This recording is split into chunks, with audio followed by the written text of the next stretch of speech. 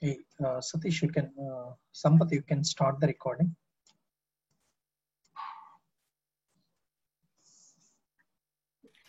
Yeah, Venkat, I started. Yeah, you can carry Yeah, on.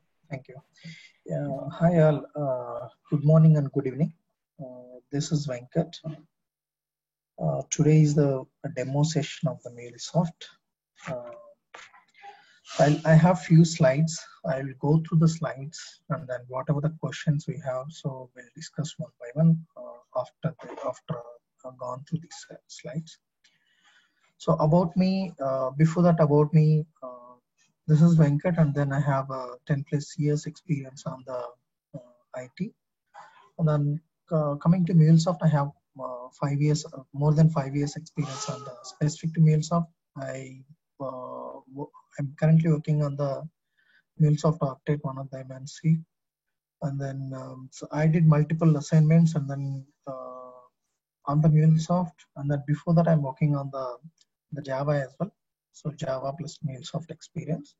I have Spring experience, and then MuleSoft as well, and then there is a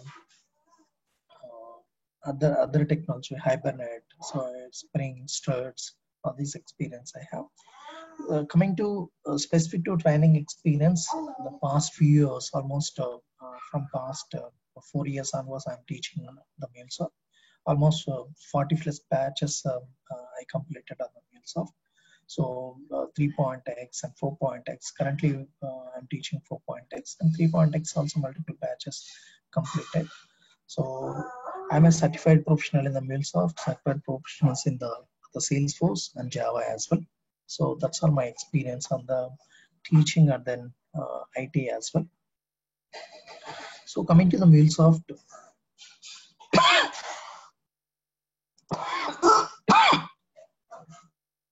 sorry guys, one second.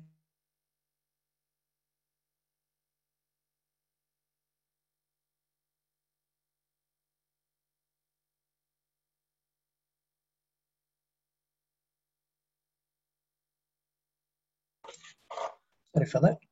So coming to the specific to MuleSoft, so this is one of the lightweight the Java based middleware tool, guys. In market we have several middleware tools. So compared to other middleware tools, so these have a more boom nowadays. So because of several reasons actually. The one reason is it's a Java based lightweight tool, and then it's a open source as well, meaning two kind of editions are available in the MuleSoft. One is a community edition as well as the enterprise edition as well. So that is also one more reason.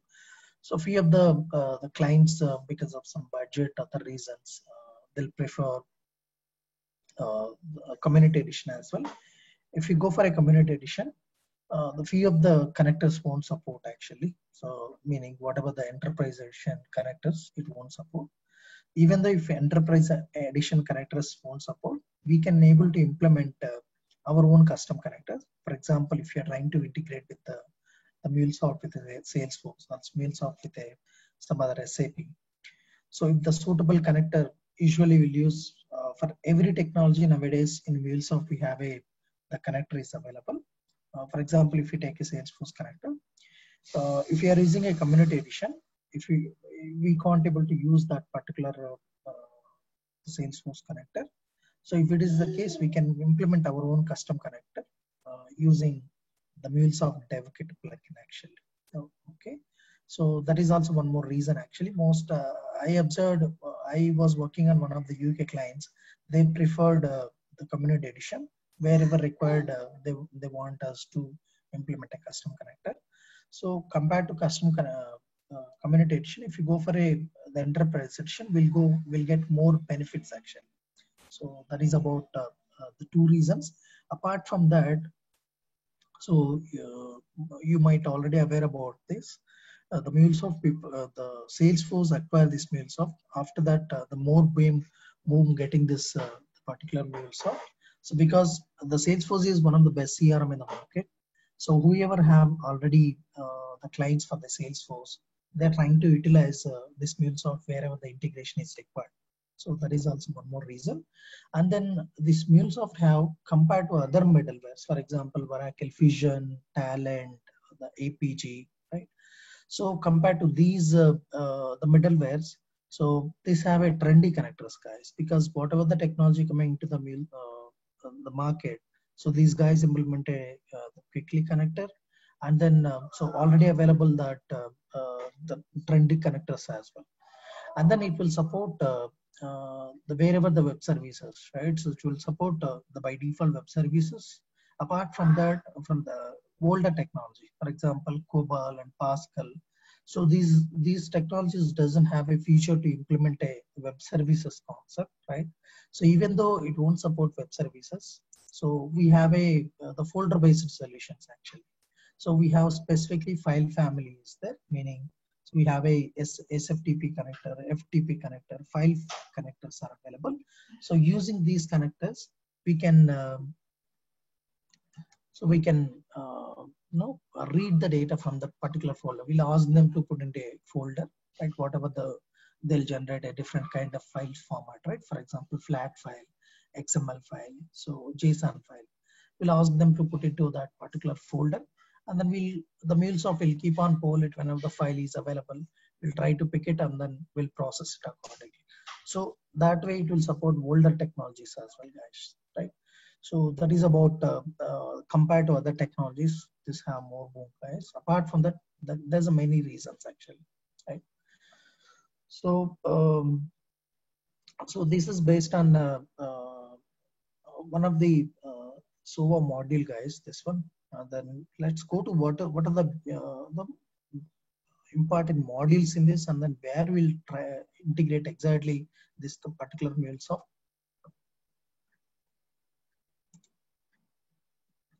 So this is the service backbone architecture, guys. So we can integrate. So wherever required, it might be whatever the technology. It might be integration perspective. It might be the kind of the API perspective. So it might be only support the API gateways. So we'll try to introduce MuleSoft, guys. So a few of the clients they don't want the complete implementation of the MuleSoft. So they just want to provide that only API manager gateway perspective. Actually, for example, they already implement that the APIs, right? So they just want to support the API gateway perspective, meaning only security perspective they'll ask it actually. So that way also MuleSoft will support. In MuleSoft we have several modules.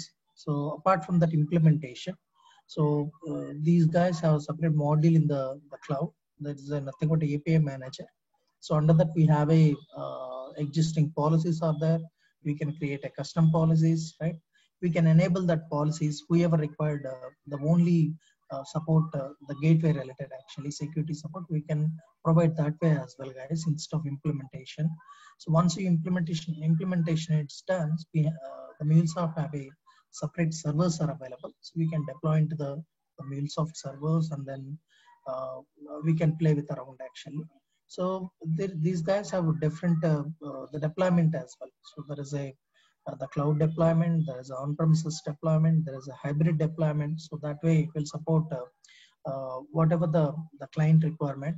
Based on that, we'll go for associated development, guys, meaning deployment perspective. So this is the backbone architecture. Here you can see that the middleware, the MuleSoft is the middleware. If you see whatever the technology is, right? So we can provide security authentication, right? We can provide end-to-end data transformation, right? So the most of the projects will try to meaning migrate the data from one database to another database, right? One technology to another technology. For example, Salesforce to the backend. For example, AWS, Aurora, they want to migrate the data, right? So we'll, as a middleware, we'll try to read the data from the Salesforce, and then whatever the database is expecting, we'll try to transform it actually. So transformation is nothing but not only just the mapping the fields. We'll try to typecast the data. We'll try to enrich the data. Sometimes whatever the data you are getting from the input, it's not sufficient to ingest to the target system, right? We'll try to enhance it actually, meaning we'll try to talk with some other the REST API call in between. We'll fetch more data, and then we'll enrich to the existing data, and then we'll try to process it actually. So that way, in the part of transformation, we'll try to do typecasting, we'll try to do enrichment, we'll try to do validation as well. Sometimes when you're talking to the backend after reading the database data from the Salesforce, so the user should have an access actually. If the user doesn't have access, they might have some kind of a dummy user account, then they will try to process it instead of stopping the data. We'll try to create some on fly some dummy user and then process data. So these kind of the middleware things we can achieve in the MuleSoft price. So in this specific to this or the backbone architecture, so we'll try to integrate any kind of technology, guys. There is no restriction actually. In worst cases, while we are implementing in the implementation perspective, there is no suitable connector, we can able to try to implement the custom connector. Or else, if you are a enterprise partner in the MuleSoft, so we can request to create a separate component specific to our organization, right? For example, in our organization, we have a specific to some of the integration. Suppose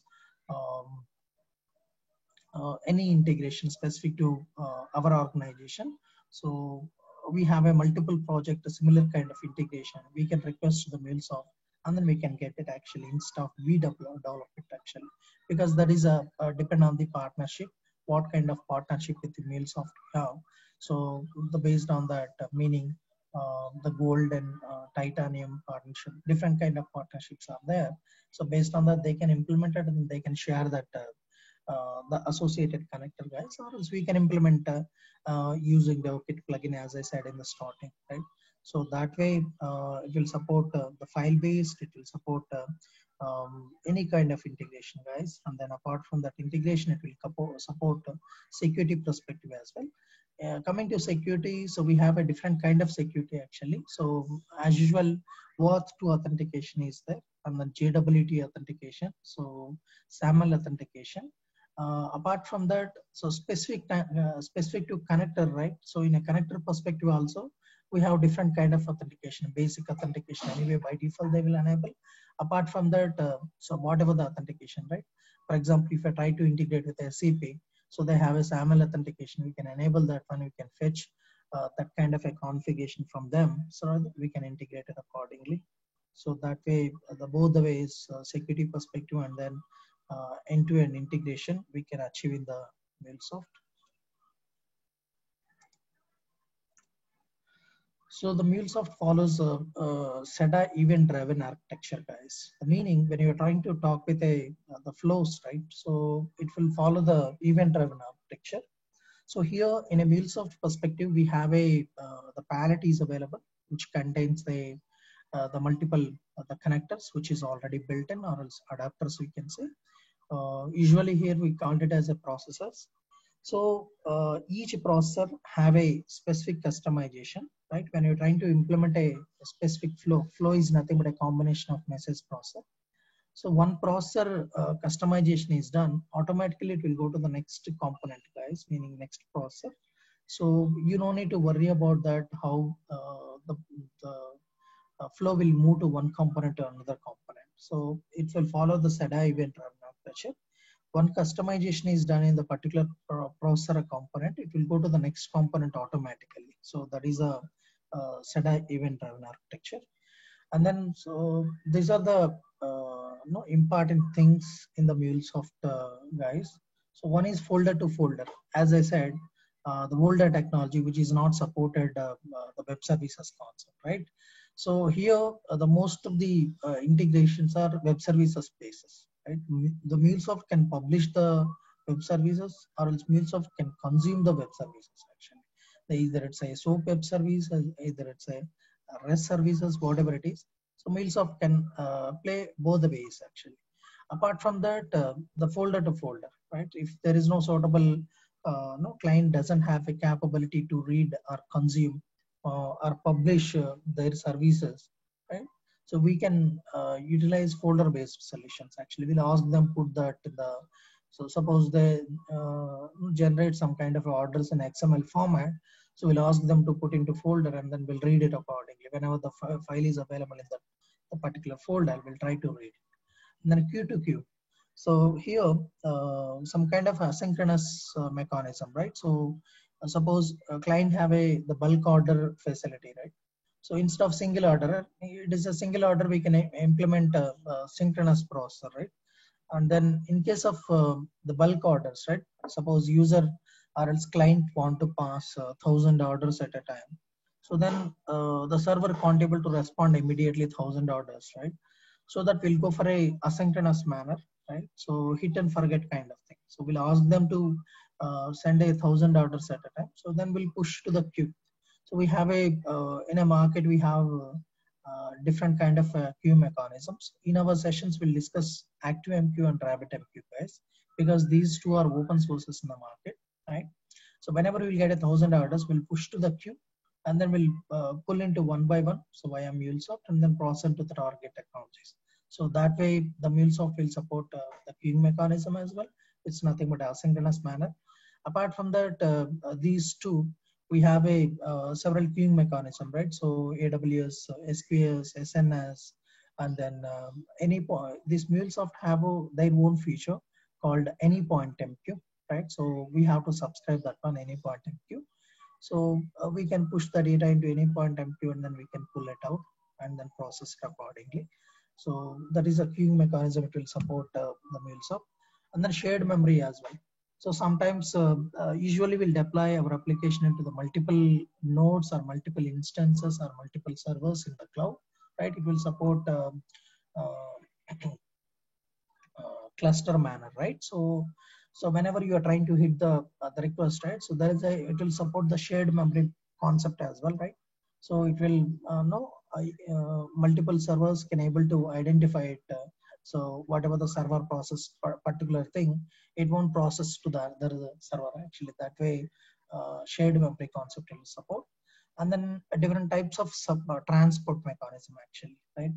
As I said, so here we can read whatever the kind of data, right? So it will support almost 10 plus formats it will support, guys. So as I said, it will support flat file, XML file, JSON file, right? So CSV, Excel, right? So multiple format it will support, right? Based on the requirement, we have the different layers as well, actually. So usually the MuleSoft will provide some kind of a generic APIs, right? So instead of changing the business logic, we have a different layers actually. There is experience layer, and then process layer, and then the system layer. So it usually follows a ladder architecture, right? So in this, we have a multiple layers. So when you publish your services as a generic way, that is nothing but a process APIs, right? So based on the client requirement, we can change according in the experience layer, and then consume our process layers, and then process into the system layer, guys. So that way, we should not change our generic APIs. So before that, we have experience layer. So now we published as the JSON format, right? So tomorrow, one more client will come and ask, boss, I can't able to send what you are expecting. I can send only XML format, right? So that we should not change our the generic APIs. We have an experience layer. So from the experience layer, we can read the data, and then we can process it to the process layer, which is expecting a JSON format. We'll take it to convert into the JSON format from XML to the JSON, and then we'll process it, guys. So that way, in future, the client will increase, right? Number of clients get increased, so that we should not touch the process layer. So whatever the content we are getting from the client perspective. Suppose tomorrow one more client will come and they can able to send the flat files, right? So we have to do some kind of a transformation in the experience layer itself, and then we'll process it accordingly, guys. That way, it will support multiple the formats, multiple transports. So in the 3.x, we have a different kind of a transport components are there. So now we don't have any meaning different kind of components are not available. We have only one component is nothing but a data wave, so which is have a more features. They introduce a 2.4 in the data wave, so which will support all the formats. We'll utilize that one, and we can transport accordingly, or else we can typecast accordingly. So that is about that. And then so the MuleSoft will So the mostly, I mean, whatever the backend code get generated in the form of XML, guys. So if you guys are familiar with XML, we no need to use the drag and drop feature. It will directly implement the XML code, guys, right? So whenever the component you are trying to drag and drop, so it will generate automatically in the backend the XML code. If you guys are familiar with XML, so then you can write in XML directly instead of using the drag and drop feature. So this course is basic to advanced level, guys. Once you're familiar with the drag and drop, then we'll try to play with the backend itself in the XML view. Why I'll specifically focus on the XML view because few of the clients, for example, specifically UK clients, so they have their own IDE actually. Instead of the MuleSoft Anypoint Studio, the MuleSoft will follow Anypoint Studio IDE. Apart from that, we have an IntelliJ IDE, guys. IntelliJ, you might heard about that IDE. So one of the IDE which we use for build the code, right?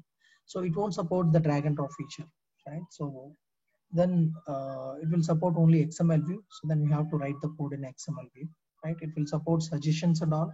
Based on the suggestions, we can choose that associated component we can implement it, right?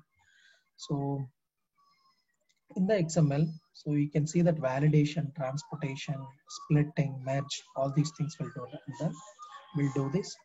So in MuleSoft, we'll introduce the RAML as well. So in the RAML, we'll validate whatever the input you are getting. So we'll try to validate that request. For example, the client is trying to create an order, and then we'll try to put into the database. So when the order is received from the client, then we'll try to validate it first actually. Meaning, so whatever the target system is expecting, all the mandatory fields are available or not. If the mandatory fields are available, all the data types are we getting properly or not, right? It might be integer data type, it might be string, or it might be array, right? We'll look into it in the MuleSoft itself. Will do kind of a validation, some kind of enum keywords actually. For example, target system have a capability to receive a drop down kind of thing, right? So we'll look into it in the as a enum format, right? We'll allow them to client put in the one of the value on the particular list, right? So if beyond that the values, any other value you are getting, so then we'll try to restrict in the MuleSoft itself. Boss, this is not part of this enum, or this is not expected data format, right? So this is not part of the list, right?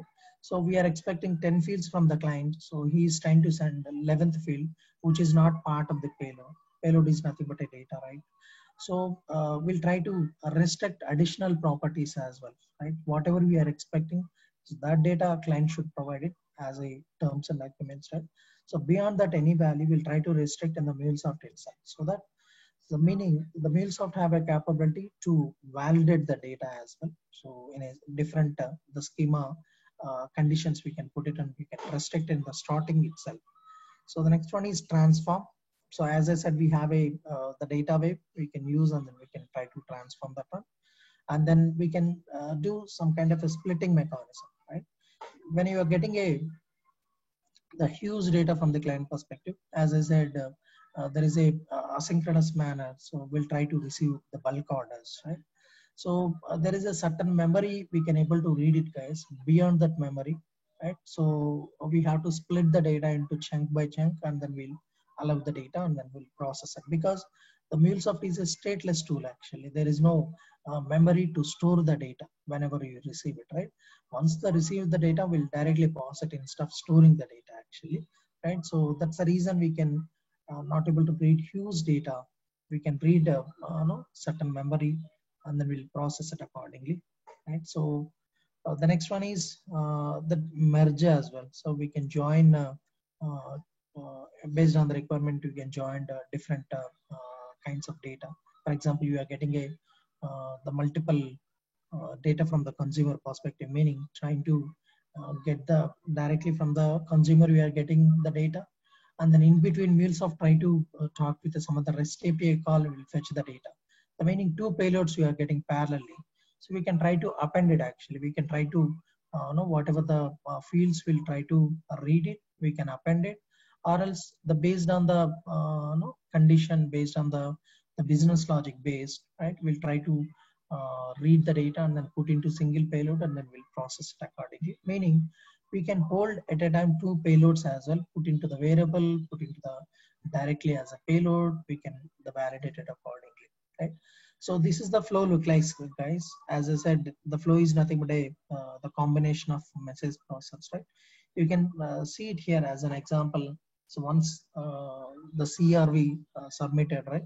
So we'll try to validate it here. So the based on the certain condition, right? So we have the routers as well. We can keep the routers, right? So different kind of routers, the API kit router, and then the choice router, scatter gather, right? We can utilize the based on the business logic associated router. You can use it, and then we can transform it accordingly. So the condition based router, you can see it here, right? So these are the Mule core components, guys. One is Mule Manager. So as I said, the few of the clients have the want to only security layer, right? So here is the thing, actually Mule Manager. So that's nothing but a API manager, which will allow a security layer, right? So we can enable the custom policies. We have almost 10 plus custom policies are there, guys. For example, IP whitelisting, and then client ID enforcement policies, and then JSON threat protection, right? So throttling, right? Traffic limitation, right? So these are all the existing custom policies are there. So beyond that, so these guy will support, meaning we will support the custom policies as well.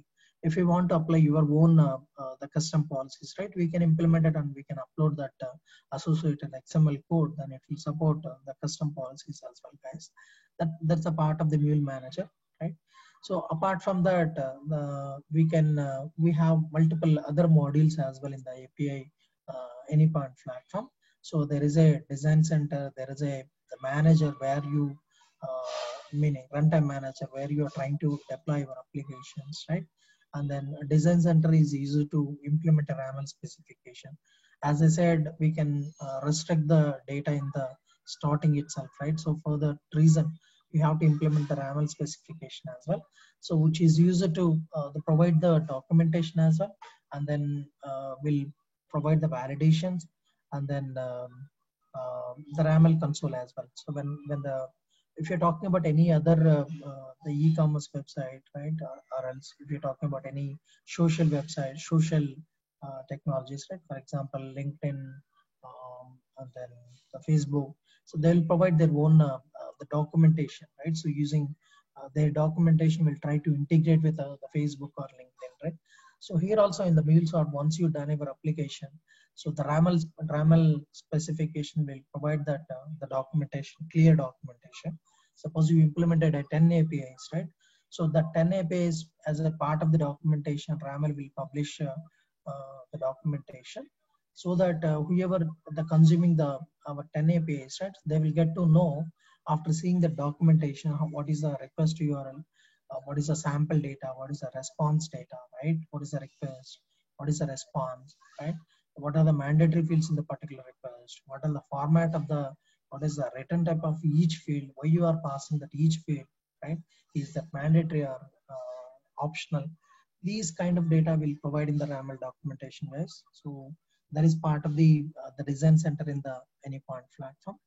And then you can see usually we'll publish on a endpoints basis, guys. Apart from that, the folder to folder solution. Apart from that, there is a ETL jobs. As a ETL jobs, you can publish it, guys, based on the certain time zone, right? We can implement a cron job based solutions, right? So whenever that non-business hours, the client want to trigger that particular API, right? So we can implement a cron job based solutions, right?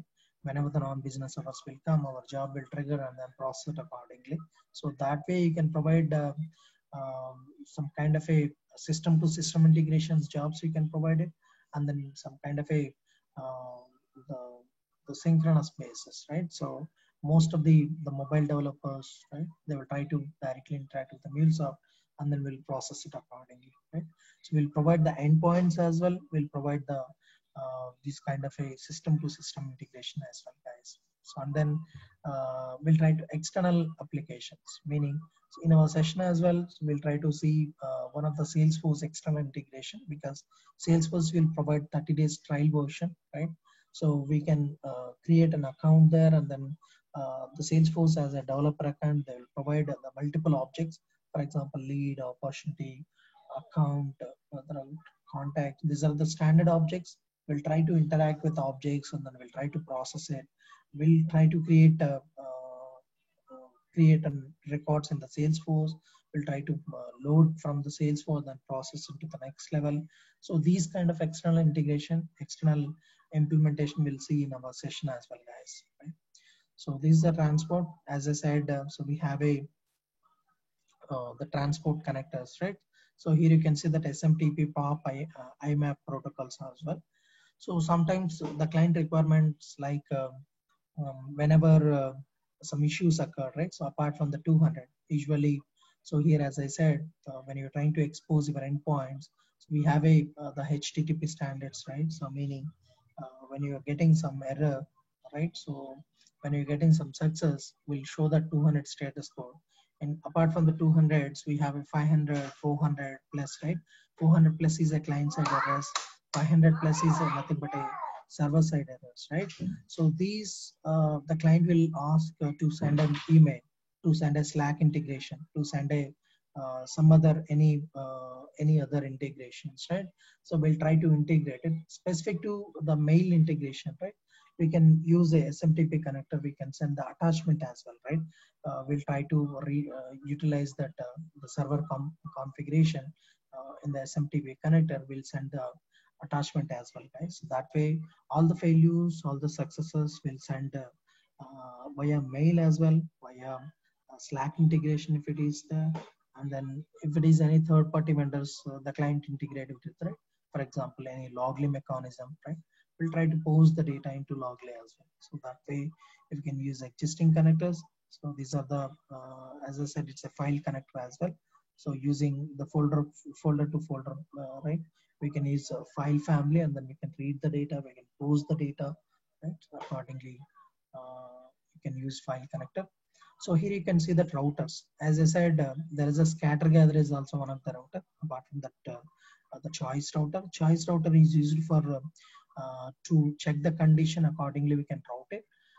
Apart from the choice router, we have a the scatter gather, right? So sometimes there is a requirement. We'll try to pass the similar data to the multiple APIs, right? Multiple the REST API calls or multiple tables we are trying to integrate it, right? So that time we'll go for a scatter gather, because there is no dependency each on, right? We'll try to use scatter gather. Scatter gather will lay nothing but a parallel processing. We'll try to post the data into at a time the multiple integrations, multiple REST API calls, multiple tables. We'll try to post the data, guys. So that way this router will support it.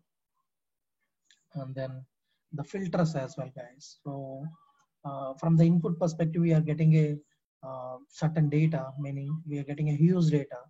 Based on the certain limitations, we'll try to filter the data, guys. We have a, as I said in the starting, the RAML specification is there. We can use that. We can restrict the data. Apart from that, once we allow the data, we can this kind of wildcard filter. We can use it. We can filter the data, and then we can process it accordingly. Whatever the data is required, we'll try to process it, guys. There's a transformer. So as I said, we have to use the data wave. This is actually pretty much old. So you can see the byte array to string transform. In the 3.x, we have still 3.9 also the people are using, right? So nowadays, whatever the new project are trying to implement, so that is used in 4.x only. The latest version of the MuleSoft is 4.3.0, guys. But still people are using 4.2 only, meaning whatever the stable version, usually people use it, right? So 4.2.2 people are using, and then 4.2.2 is the latest actually, sorry. 4.2.0 is we are also using actually. So 4.2.20 is the stable version. Apart from that, still people are using 3.9 as well, because 3.x to 4.x there is a huge variation, huge differences are available, meaning huge changes done. So here in 4.x we'll use a data wave component to support the multiple formats and the multiple conversions. So in 3.x we have still there is a transformers are available. You can use specific transformer and then we can accordingly implement it, guys. And then there's a mule event flow. Right? These are the parts in the flow, guys. Flow is nothing but it's a combination of process. So here each flow, these are the parts actually. One is inbound, another one is component, and the outbound, right? So once you receive the data, so this is a segregation actually in 4.x as well. There is a attributes actually, right? Whatever the data you are getting as a format of attributes will get it. Will read the data from the input, whatever you are getting. So the inbound, so meaning it's nothing but an headers, nothing but a parameters, query parameters, URI parameters, right? Whatever the data apart from the body, right? So user trying to post the body as well as sometimes you have to send some kind of authentication, right? So we'll read the authentication and then we'll process it accordingly, right? So as part of the inbound, as part of the attributes, we'll read the headers, inbound properties, meaning query parameters, and then URI parameters. We'll try to read it and then we'll process it accordingly based on the requirement, right? So similarly, outbound. So whatever we are trying to read the data, we'll try to convert it as a outbound in the next level of component. For example, once you read the data, right, and then you are trying to pass, you are trying to utilize some other third-party service, right? So whatever you are getting input data, it will try to convert as an outbound actually in the flow, right? So that way we have inbound, outbound, as well as body. So these are the built-in classes as well, guys, to try to convert it, right? So it might be filter mechanism, it might be some kind of the business logic. We have a built-in the MuleSoft classes as well, so you can use that and then we can filter it out and then we can process it accordingly. Right, this is a folder-based solutions, guys. As I said, we'll ask them to put into certain folder and then we'll read it accordingly. It might be XML, it might be the JSON, it might be the flat file, whatever it is. So this is the backend look like it. So you can see that the XML standards and all, encoding UTF-8 and then XML version 1.0. So this is the XML look like whenever you're trying to read the data. So you can see that mule configuration. Once you drag and drop it, so the backend code is generating like this, guys. Right. Apart from that, the robust error handling also we can implement it using MuleSoft, right? So here we have how you are implementing in the Java, right? So usually we have the keywords in the exception handling, right? Try catch finally, right? So throw and throws. These are the keywords in the even the Java also, right? So similar kind of keywords you can use in the MuleSoft as well, right? Apart from that, happy paths, we can implement the exceptions, the multiple exception strategies. We can support it, and then we can use try catch flag, right? We can implement specific to component. We can implement specific to flow, right? Apart from that, global level we can implement exceptions. Flow level you can implement, or else specific to component level, meaning when you're trying to integrate with a database, right? So there might be chance to occur only the exception through at the component level, right? We can implement only specific to component level using MuleSoft, guys, that kind of facility as well. So that way, all the fallback mechanism, right? Whatever the failures happen, we'll put into the fallback mechanism. Accordingly, we'll try to retrieving mechanism we can apply. Apart from that, retrying exhaustive, right? Suppose because of some network issues, right? We'll usually keep the multiple triggers, right? So once the trying to post the data, so unfortunately there is some kind of a network issue, so that we'll try to put a retrying mechanism 5 times, right? So apart from that 5 times, we'll try to throw it as a exhaustive kind of thing, and then we'll cache it and then we'll push into the Slack notification or else SMTP. You can use it and you can send it as a mail, guys. So that way, the robust error handling, it will support it, right? You can see it here.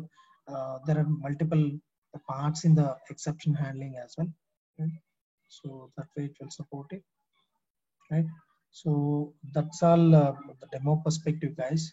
So let's open for questions. If you have any question, I'll answer the questions, guys. Anybody have any open questions?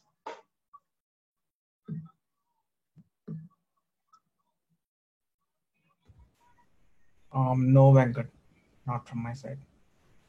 Okay, great. Mukunda, do you have any questions? No, Venkat, no questions. Okay, great. So specific to the sessions perspective, meaning training perspective, every day we have 1 hour session, guys, and then the first 10 minutes we'll discuss about the previous day. If you practice it, you can come up with the questions, right? So we'll discuss the first 10 minutes clearly the questions, right? Once you guys are clear, we'll go to the next level, guys, right?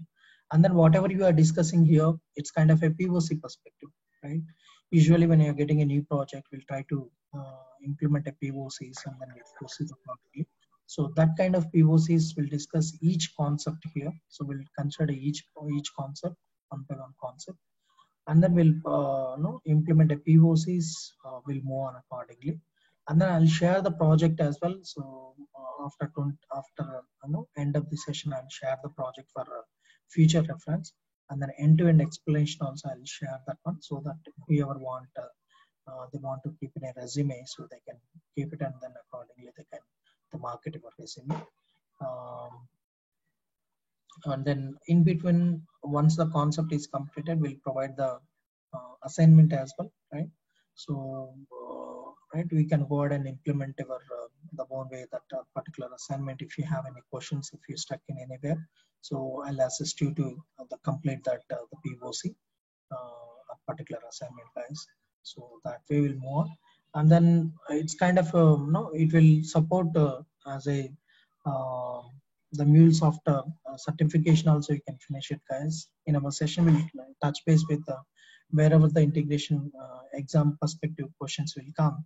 I'll stress it out and we'll discuss clearly that particular questions, right?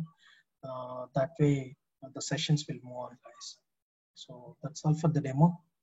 If you don't have any question, we'll wrap up the session. Venkat, how many hours of this training? So this is a 30 hours duration, but no restrictions with the 30 hours. If you have any questions beyond that, we'll discuss clearly. It's around 30 to 35 hours, guys. And this is Mule 4, right? Mule 3 or 4? Correct. We are going to discuss the latest technology only, 4.2.0. The meaning 4.x only we'll discuss. Okay. Yeah. Okay, so if we are discussing on the latest version, like say suppose I would like to put up some experience and I'll try, but will there be any if you didn't work on the older version, is there any problem like? So usually nowadays client will ask only the latest version. So in our session, I will try to compare where is the huge differences, right? For example, the between 3.x and 4.x. For example, you are talking with the exception handling. In this exception handling, the more changes came compared to the 3.x, right? We'll try to compare with both the things actually. How we'll do in the 3.x, particular that MuleSoft, right? I will explain the 3.x first quickly, and then we'll go for a 4.x and discuss it, so that we will get to know how it is in the 3.x, that particular component, right? How it is in the 4.x, we'll get the differences as well. So that way, if anybody will ask 3.x question, you can able to answer it actually. Okay. So this will be like a developer point of view training, right? There will be no developer plus admin, guys. Here, the like Salesforce, we have a separate admin, we have a separate developer. It's not like that. As a developer, we can do admin kind of work as well, right? We'll touch base with admin work as well. How to deploy into the cloud, how to apply the policies, right? All these things we'll discuss in this course actually. Good. Yeah. So, I mean, I understood that the MuleSoft is developed in Spring, based on Spring. So, I mean, if you receive any exceptions or something, if you worked already in Spring, will it be useful, or I mean, anybody can pick it up? Yes, it's XML perspective. It will be useful actually. Spring is also XML based, right? Yeah. It will be useful. So there is a next level also. It will be useful. Meaning, for example, when you're trying to utilize a connector, there is a straightforward configuration, right? Apart from that, if you are familiar with the Spring Guide, there is a bean, so we can create some kind of XML bin. We can upload that XML actually instead of applying the configuration. So that way it will help. Okay.